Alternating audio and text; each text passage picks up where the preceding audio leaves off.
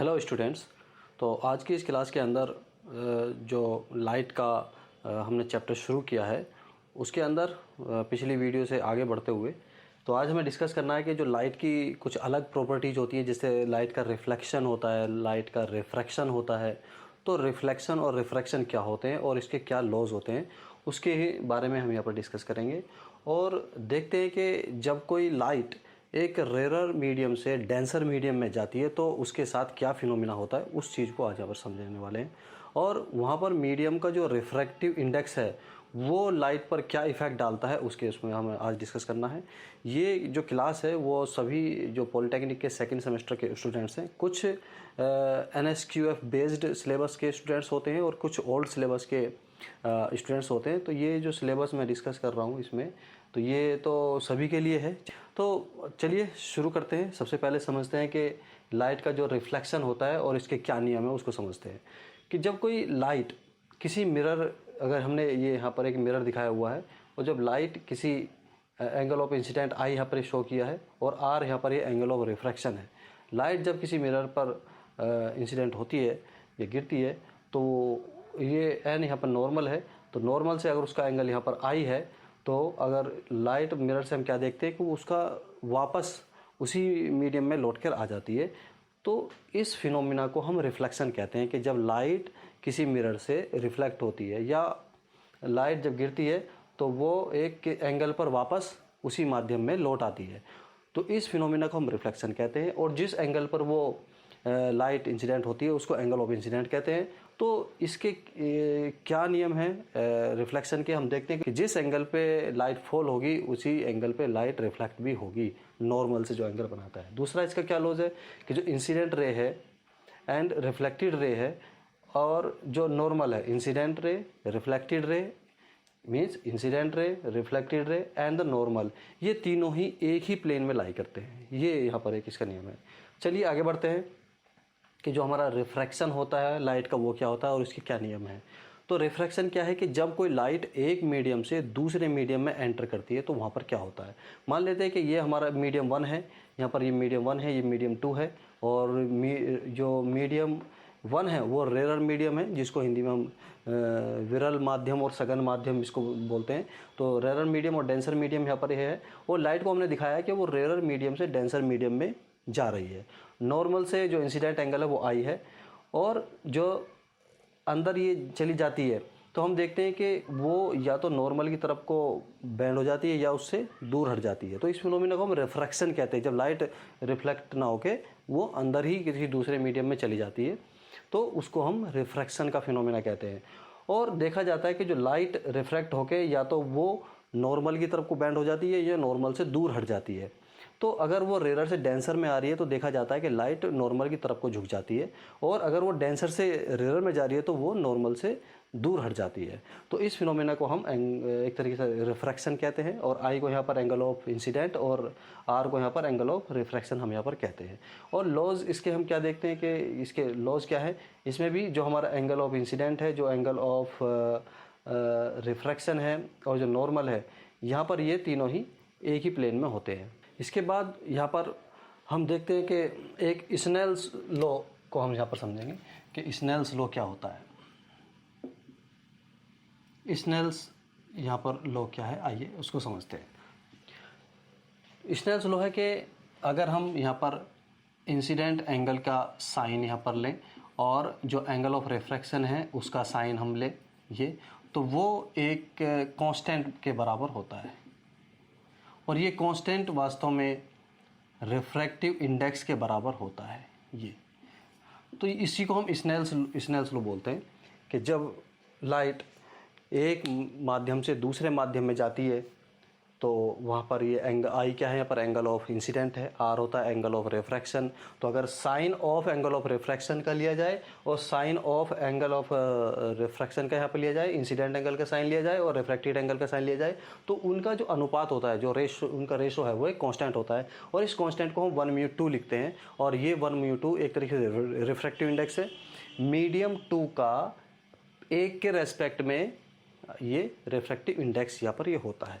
और अगर ये मान लेते हैं कि यहाँ पर अगर हम एयर, पहला जो मीडियम हो एयर ले लें और जो दूसरा मीडियम है उसको हम ग्लास यहाँ पर अगर ले लें तो इसको हम लिख सकते हैं कि sine i upon sine r is equal to a mu g, means गिलास का रिफ्रैक्टिव इंडेक्स है विद रेस्पेक्ट टू एयर, तो इसको ये लिखा जा सकता है इस तरह से। तो ये स्नेल्स लॉ है। और इसके बाद जो आता है, एक आता है कि लॉ ऑफ रिवर्सिबिलिटी।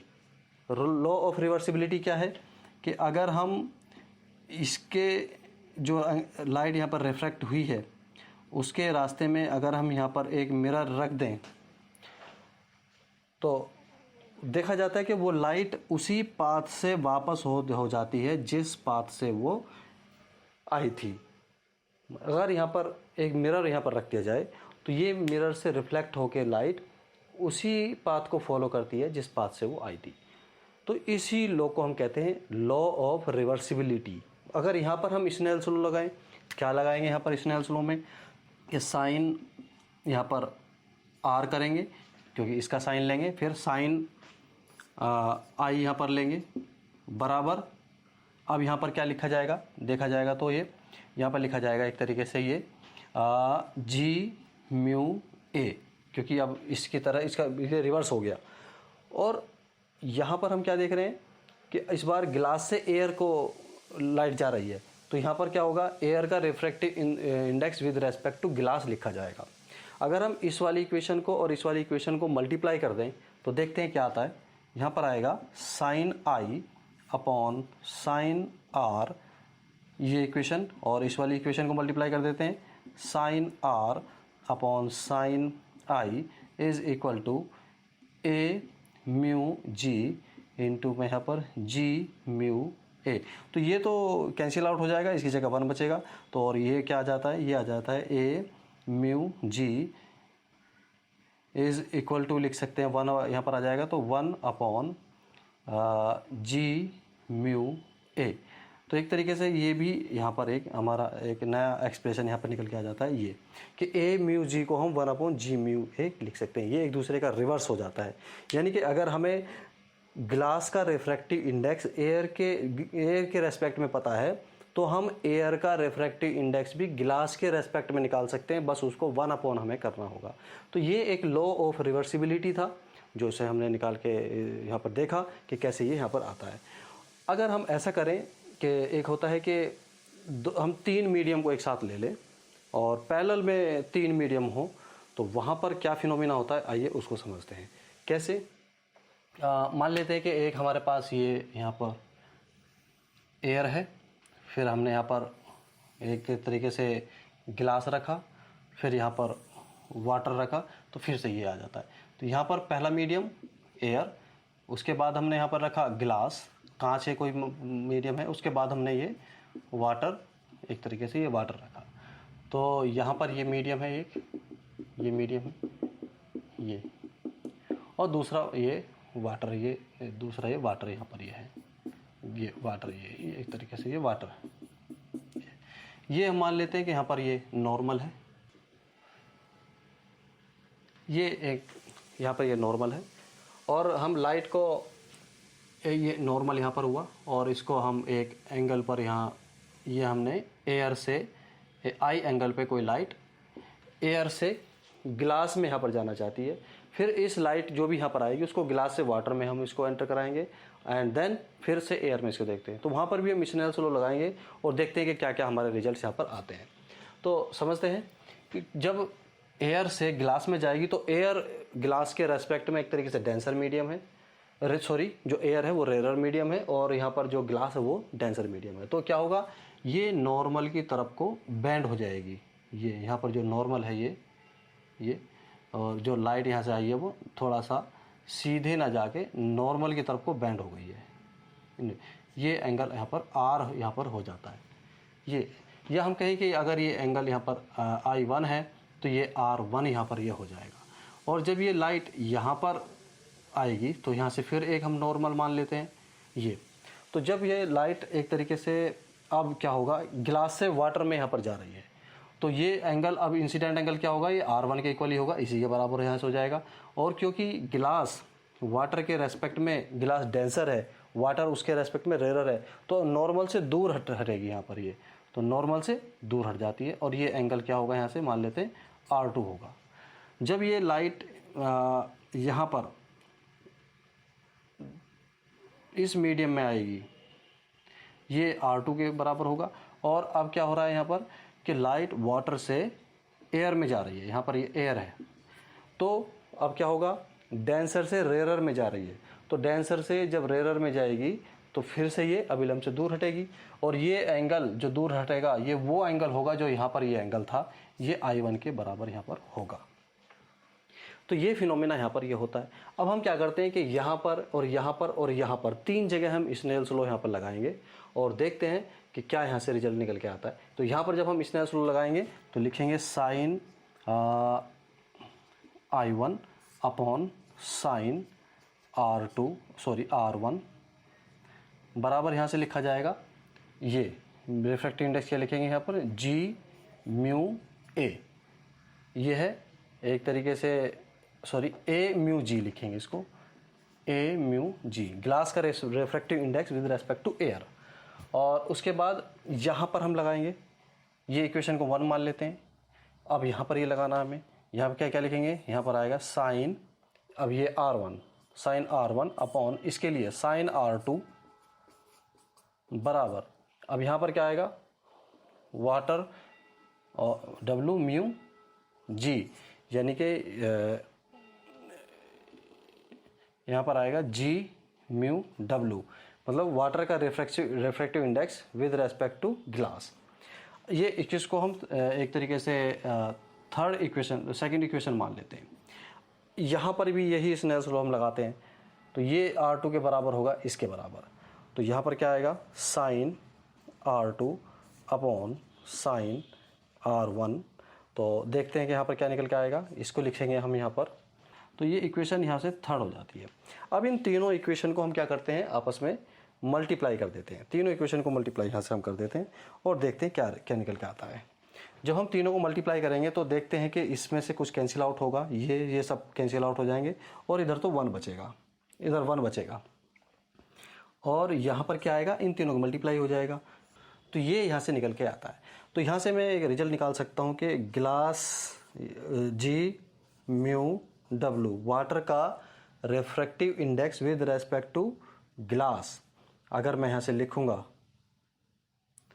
तो क्या निकल के आएगा, तो यहाँ पर जो निकल के आएगा ये, इसको हम W एक तरीके से WA लिखेंगे कि ये है कि एयर का रिफ्रैक्टिव इंडेक्स विद वाटर, यहाँ पर ये आएगा। तो यहाँ पर भी ये चेंज होगा कि यहाँ पर ये लिखा जाएगा WA, ये WA ये यहाँ से लिखा जाएगा। तो यहाँ से इसको मैं एक तरीके से लिख सकता हूँ कि इसको 1 अपॉन मैं लिख सकता हूँ 1 अपॉन G म्यू W, मतलब वाटर का refractive index with respect to glass, और यहाँ से इसको लिख सकता हूँ मैं A म्यू G, यानी कि ग्लास का refractive index with respect to air. और इसको मैं 1 अपॉन में कर सकता हूँ, लिख सकता हूँ कि A म्यू W, और इसको क्या लिखा जा सकता है, इसको लिखा जा सकता है कि W म्यू G, क्योंकि ये लॉ ऑफ रिवर्सिबिलिटी के बेस पर होगा, तो A mu G upon A mu W। तो ये यहाँ से निकल के आता है। ये क्या है कि अगर हमें ग्लास का refractive index with respect to air पता है और वाटर का refractive index with respect to air पता है, तो हम ग्लास का refractive index with respect to water वहाँ से फाइंड कर सकते हैं। तो ये एक यहाँ से फॉर्मूला निकल के आता है। और हम देख रहे हैं कि जो यहाँ से रिफ्रैक्टिव इंडेक्स है किसी भी मीडियम का, तो वो क्या करता है कि लाइट की जो वेलोसिटी है उस पर भी इफ़ेक्ट डालता है। तो अगर लाइट की जो वेलोसिटी है उसको हम देखें तो जो रिफ्रैक्टिव इंडेक्स है, अगर उसकी डेफिनेशन यहाँ पर दी जाए, A म्यू G अगर हम देखें तो ये वास्तव में होता है कि C अपॉन V, इसको हम लिख सकते हैं, ये यहाँ से लिखा जाता है। A म्यू G ये क्या है, ग्लास, अगर कोई लाइट एयर से ग्लास में पास हो रही है तो जो रिफ्रैक्टिव इंडेक्स होता है वो होता है कि जो एयर में लाइट की स्पीड है वो क्या होती है C, और जो ग्लास के अंदर मान लेते हैं v उसकी स्पीड है, ग्लास के अंदर जब रे जाती है तो वहाँ पर ये इसकी स्पीड है, तो इन दोनों का रेशो भी वो उस रिफ्रैक्टिव इंडेक्स के बराबर होता है। और चूँकि हम स्पीड को लाइट की फ्रिक्वेंसी की टर्म में भी लिख सकते हैं, तो यहाँ से c equal to nu lambda होता है। अगर c हम यूज़ कर रहे हैं तो लैम्डा a, क्योंकि जो लाइट की वेवलेंथ है वो एयर में क्या होगी, और यहाँ पर v is equal to nu lambda g कर सकते हैं कि जब वो लाइट ग्लास से पास होती है तो वहाँ पर उसकी स्पीड ये होगी, फ्रीक्वेंसी तो वही रहेगी, लेकिन लैम्डा उसकी वो चेंज हो जाती है। तो वहाँ पर लैम्डा क्या होगा, वहाँ पर लैम्डा जी काम करेगा। तो एक तरीके से उसकी जो हम कहते हैं कि जो कलर हैं वो चेंज हो जाते हैं लाइट के, जब वो किसी भी डेंसर मीडियम से पास होती है। या हम कहें कि जब लाइट किसी प्रिज्म से पास होती है तो वो 7 कलर्स में ब्रेक हो जाती है, मतलब उसकी जो वेवलेंथ है वो चेंज होनी शुरू हो जाती है। तो ऐसा ही यहाँ पर भी होता है। तो यहाँ पर अब देखते हैं कि जो रिफ्रैक्टिव इंडेक्स हमारा आएगा तो उसको ए म्यू जी, तो लिख सकते हैं कि लैम्डा ए अपॉन में लैम्डा जी। तो ये भी यहाँ से लिखा जा सकता है वेवलेंथ की टर्म में। या हम कहते हैं कि जो हमारा रिफ्रैक्टिव इंडेक्स है वो लैम्डा के इन्वर्सली प्रोपोर्शनल वहाँ पर होता है। तभी जब लाइट हमारी किसी प्रिज्म से पास होती है तो वो जब कोई लाइट किसी प्रिज्म से पास होती है तो वो 7 कलर्स में ब्रेक हो जाती है। और उसका जो पैटर्न होता है वो होता है विबग्योर, यहाँ पर पैटर्न होता है विबग्योर। तो यहाँ पर देखा जाए violet, indigo, blue, green, yellow, orange, red, तो ये होता है। और ये वेवलेंथ के एक तरीके से हम देखें तो वेवलेंथ के इंक्रीजिंग ऑर्डर में यहाँ पर ये होता है। तो ये कुछ रिफ्रैक्शन और रिफ्रैक्टिव इंडेक्स के बारे में हुआ। अगली क्लास के अंदर हम और ऑप्टिक्स से संबंधित कुछ चीज़ें लेकर डिस्कस करेंगे। तो तब तक के लिए थैंक यू, जय हिंद।